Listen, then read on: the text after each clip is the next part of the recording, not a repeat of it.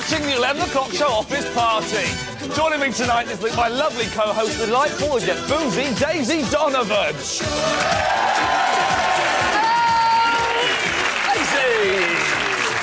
Look what Iain left in the photocopier, everybody. His arse. That's beautiful. And joining us later from a secret celebrity hideaway, Mackenzie Crook.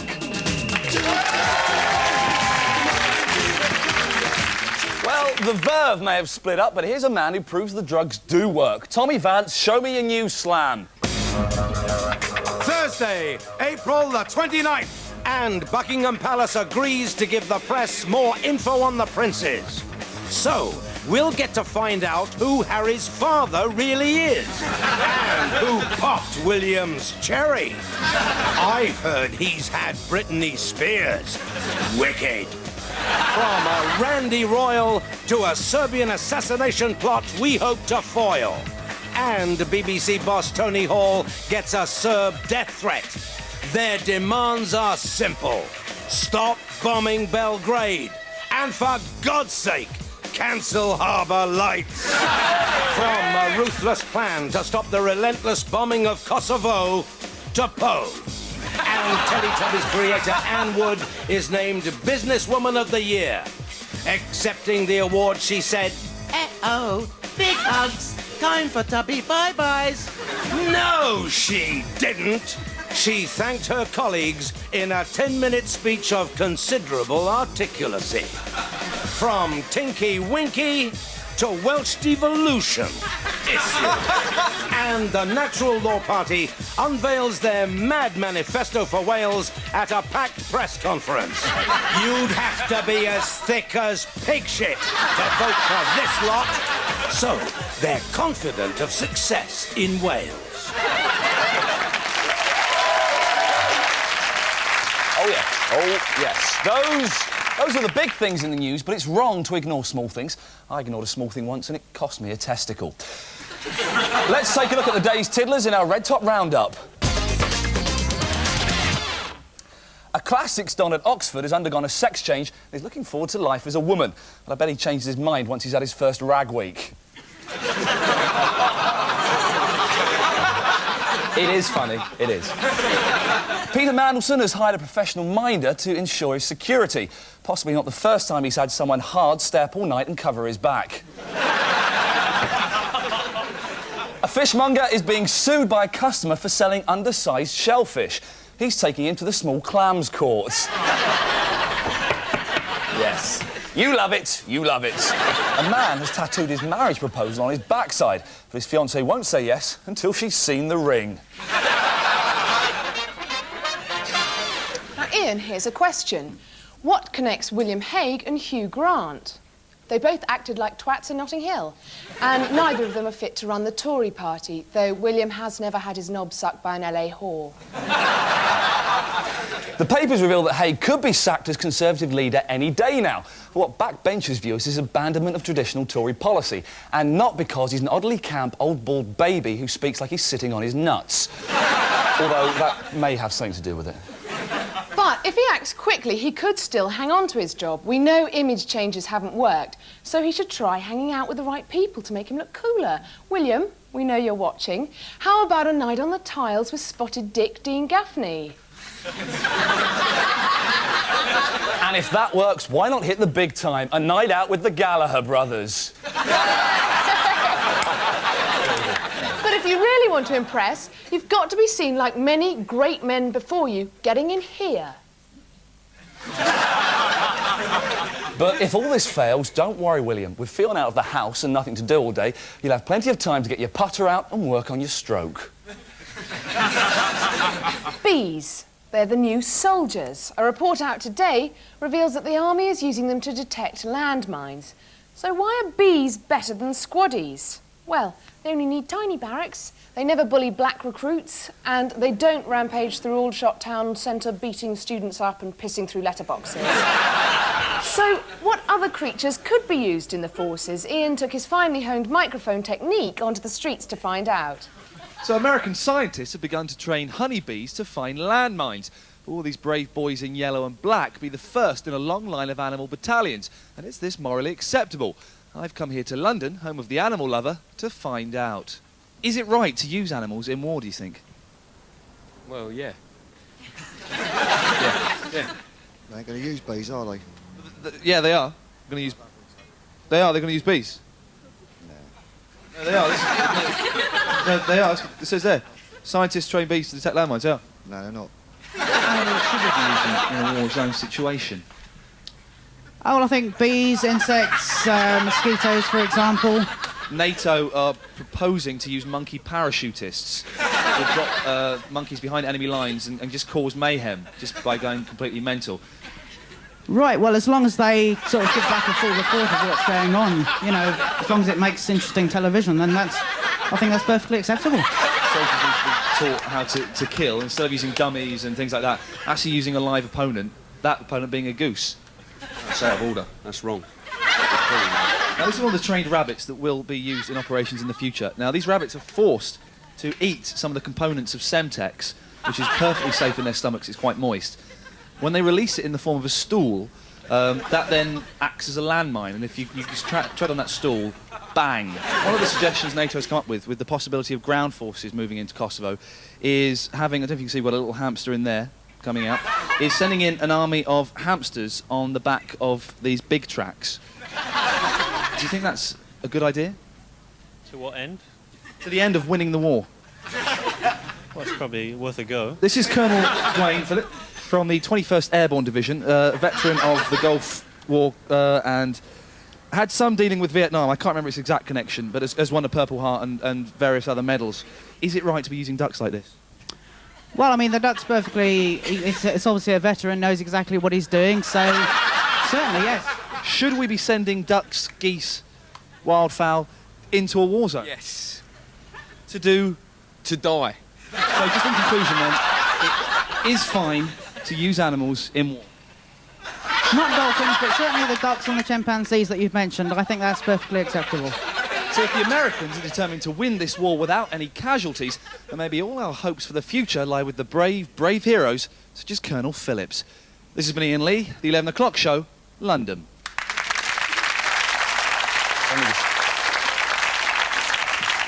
Reporting on the war has certainly taken its toll on our correspondent Mackenzie Crook. You may have seen him looking tired and emotional recently in a skip in Lewisham. So he's just checked into the exclusive celebrity clinic, the Priory, where he's in detox. I think we can join him there now live. Hello, Mackenzie. Hello, Ian. So what's your daily routine?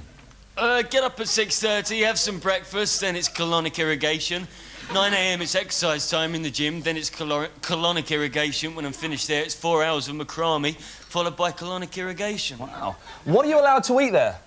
Oh, not much, mostly air and dry oats. Oh. Now, Mackenzie, you're an ugly chap and very lonely. Have you made any friends? Well, yes, I have. I can't mention their names. I can only give clues. Ooh. I do basket weaving with oi at the back. Yeah? I built camps in the woods with my mate, Fog and a Tain is old mine, Fog and a Tain is on... No? Well, you know Sting? No. Gaza. Shit. Oh, sorry, gotta go have my bum sucked again. You having more colonic irrigation? No, gotta go and meet Barrymore. See you later. Mackenzie Crook, thanks a lot. Leaves a bad taste in my mouth. Just 8 weeks ago, I waved my magic wand, touched it to a young boy's head and changed his life forever. But enough of that, let's meet a young man who's never felt my penis, our very own New Deal boy, Dan Demetriou. Come on. Come on. Come on, Dan. Dan, or Daniel, have you enjoyed working on the show? It's all right. So, how's the Nicky Campbell for Mayor campaign going? All right. All right, let's see what you've been up to this week. Doing this for you, Nicky. Nicky! Ring the bell for Nicky Campbell!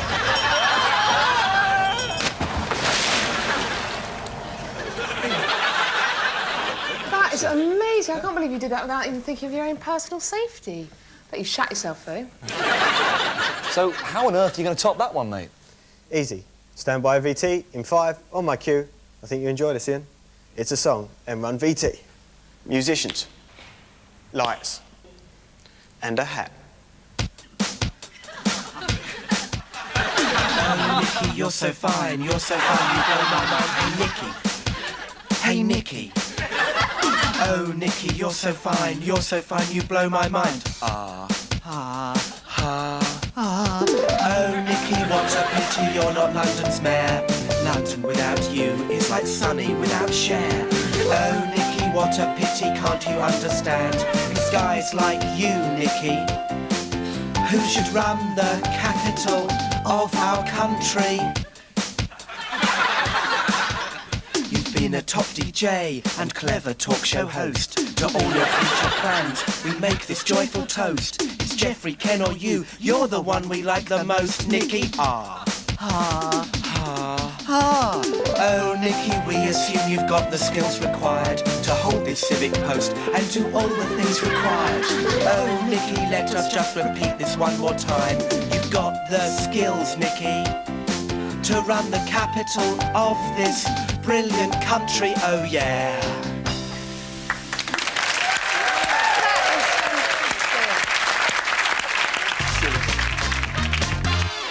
Now, most people who work in an office go there to phone their mates in Australia, steal stamps and download animal porn from the internet.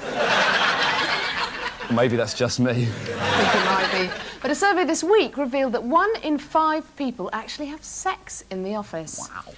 And apparently the most popular place to do it is on... Oh, Christ. Oh, no. On the desk. According to the survey, the people who get the most action are northern men. But let's face it, most northern men don't have an office to have sex in, except of course, the Dole office. Now, one of the most popular places to do it is on the boss's desk. Daisy, I'm the boss. Come over here! See you after the break!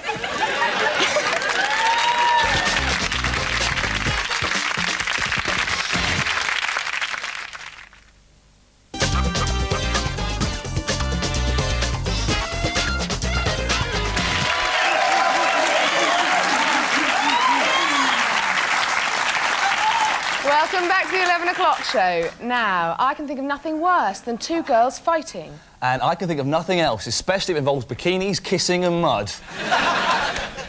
So I was shocked to read this week about a kickboxing bout taking place in Manchester next month between 2 girls aged 5 and 6. To tell us more about this bizarre fight, would you please welcome the trainer and father, Mark Barlow, with his prize-fighting daughter, Iain. Hello. Right. Mark, you want to sit there? Mark, you come and sit in this one here. Very pleased to meet you. Oh, she may be a fighter, but she still needs help getting in a chair. And I think we all do every now and then, if we're drunk. Not that you are. I'm not implying you are at all. You're not drunk, are you, Iain? That's good to hear. We don't like drunk guests. Now, Mark, you're the father of 6-year-old Iain here, and you're also a kickboxing trainer. Why have you got your daughter into kickboxing? She enjoys it, and it's good for self-defence. Do you not think it's a little bit dangerous?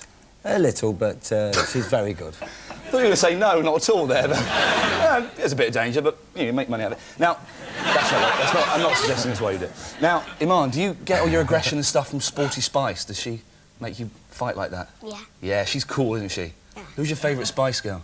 Emma. No, she's rubbish. No. Now, how does it feel to see her getting kicked and punched? I get a little bit nervous, but she's very, very good. And like I say, she never gets hurt. She's very good. And there's no... I mean, you've got padding, I've seen the rest of the padding, so there's no serious danger, is there? No. Is it a bit like training pit bulls? Have you got to... No. Do you have to starve her for a few days to really give her that anger? No. No, that's fine, that's probably the best thing.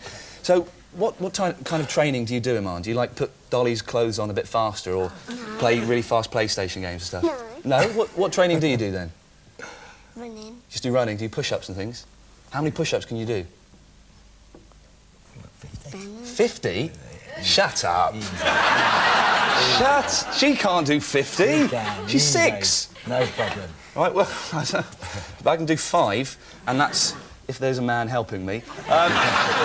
Now, well, we've got a picture of your opponent, Laurel. Let's have a look at her there. What round do you think you're going to take her out in? The last. You're going to take it to the last round, so it's going to be a dirty fight.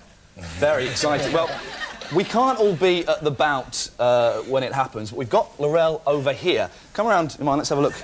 So we've got your opponent here. This obviously isn't her. It's a lot thinner. It's just made out of plywood or something. I'm not quite sure exactly what it is.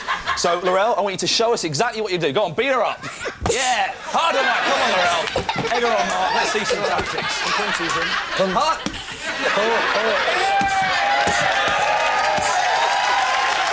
Ladies and gentlemen, Mark Barlow and Imar, thank you very much. Give them a round of applause.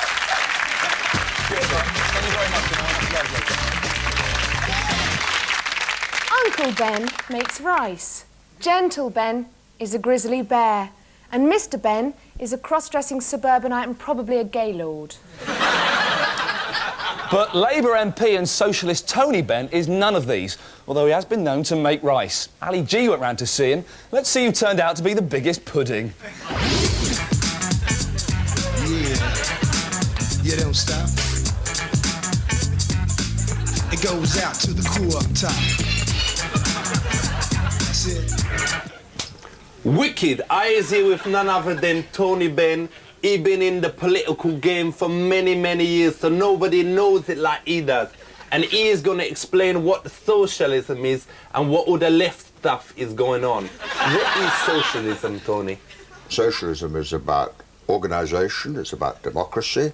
So why do they call it the welfare state? Is it because it's welfare? No, the welfare state means that you've got a national insurance. But unemployment benefit is wicked because you get money for doing nothing. Is that what socialism... Yeah, why are you doing nothing if you've been sacked? Because you're chilling. Well, what do you mean? This idea that if you're unemployed, you're lazy is absolute rubbish. We ain't saying that it's because you're lazy. We're saying you want to chill, whatever, you know. What do you mean you want to chill? You want to relax. You don't want to have to get up every morning at like 7 in the morning. Do you think the miners decided to close the pits because they wanted to be lazy? They worked all their lives in the pits. This idea, it's an amazing idea that that people who are unemployed do it because they want to, because there's not a lot of money if you're unemployed. So do you think young mothers should get welfare? Well, of course. But does the welfare not just encourage young girls to go out and get jiggy with Mr. Biggie? If you think girls get pregnant because they think they'll get benefit, I think you're living in a funny world. For real. There's girls in my estate or whatever, they're 16, 17, they already got one kid, and they see something nice in the shops. They think, is me gonna go and get a job? Or is me gonna go and get welfare, then me can sit on my butty and watch Vanessa or whatever? No, come on, you're not living in the real world, my friend. You're living in a world where everybody's just so bloody greedy that there's no hope of building a better society, and that's why we're in a mess. For real. Is calling a strike not a bit like calling a sickie? Like you had like a really banging weekend or whatever and you was well knackered or whatever, you ring up and you just say... Well, if you go on strike, you're gonna you have lose a your strike. income. I mean, nobody wants to go on strike. After all, if you was knackered or whatever, you had a really full-on weekend. Blimey, if you think it's like a hangover... You have a strike. I mean, the miners were on strike for a year. They had no wages for a year. The women had to struggle. But then they must have been well lazy if they did a whole year.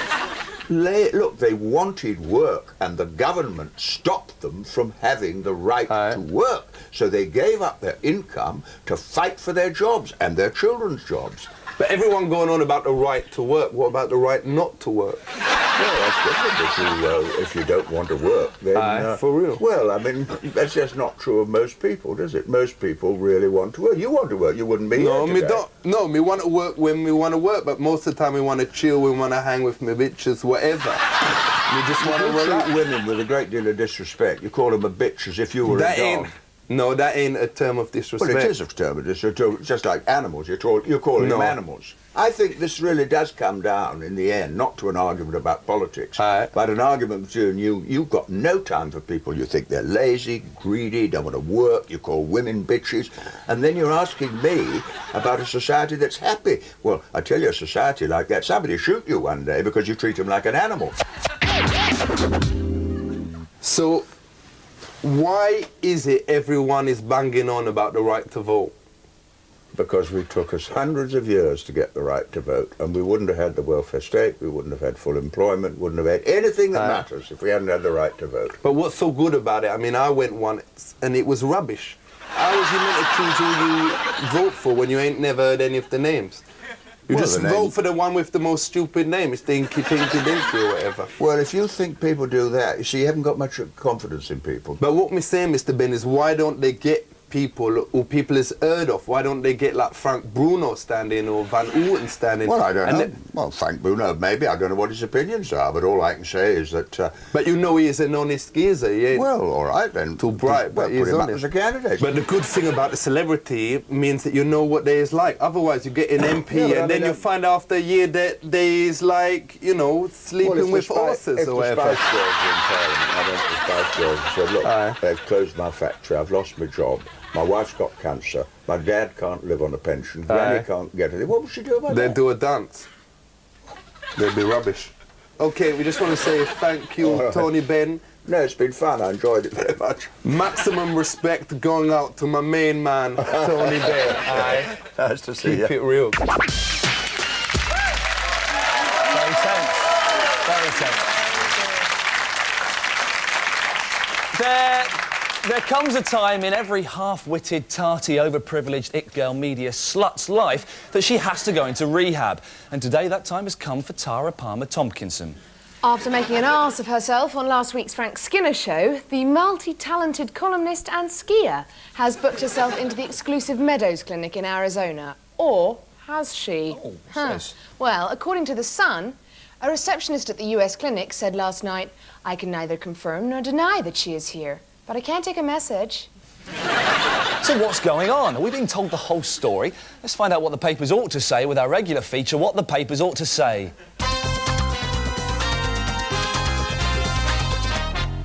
The Daily Mirror tells us...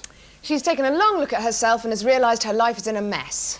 When what they ought to have said was... She caught sight of herself in a powdery mirror and thought, Christ, my nose is falling off. The same paper also reveals that... She told bosses at a Sunday newspaper carrying her weekly column that she will not be available to write it for the foreseeable future. When what they meant was... The dyslexic work experience girl who actually writes it is off for a fortnight in Koffru. Finally... Koffru. Koffru. Koffru. She's dyslexic. It's a joke. Finally, in the Mirror, a spokesman revealed... She's left the UK for an extended break where she will be taking stock of her situations in light of future career plans. When they should have said... Fuck off and don't come back, you useless tart. So, my young friends, that's it. The end of the last show of the series. We'll be back in October, but until then, Daisy, alas, is unemployed. Mackenzie, alas, is unemployable. But don't worry about me. I've been down the job centre, picked up a rather nice vacancy.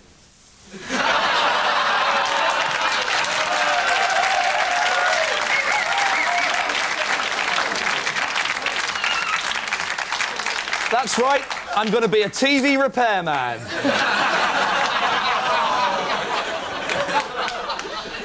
Well, a lot has happened in the world over the last 8 weeks.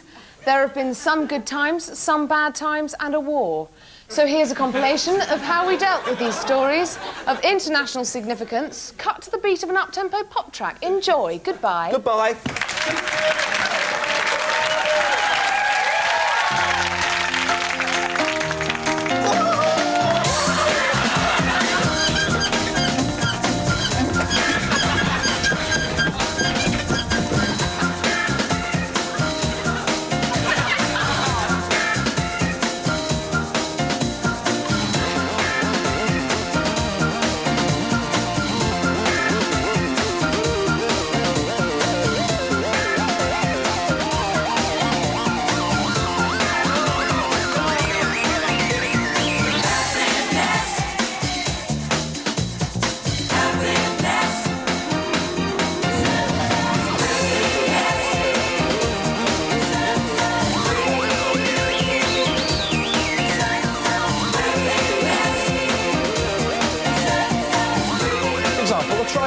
Like this.